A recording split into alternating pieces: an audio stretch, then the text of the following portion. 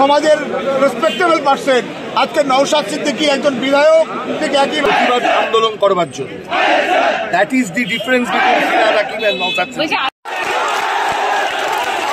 এবার কলকাতা রাজপথে নওশাদের জনজোয়ারে মহামিছিলে যোগদান করেছে হাইকোর্টের আইনজীবীরা এবং তার পাশাপাশি দেখা গিয়েছে মহিলা স্টুডেন্টদের, হাজার হাজার মহিলা স্টুডেন্টদেরও দেখা গিয়েছে এই মহামিছিলে। প্রিয় দর্শক, চলুন তবে দেখে আসি হাইকোর্টের আইনজীবীরা কি বক্তব্য রেখেছেন।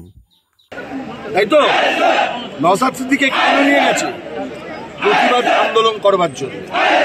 That is the difference between Firhad Hakim and Naushad Siddiqui.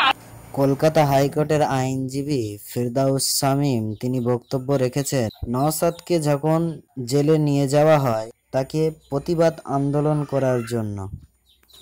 এখানে একটা প্রশ্ন থেকে যায় যে শাসক দল কেন চাইবে যে তার বিরুদ্ধে প্রতিবাদ আন্দোলন হোক।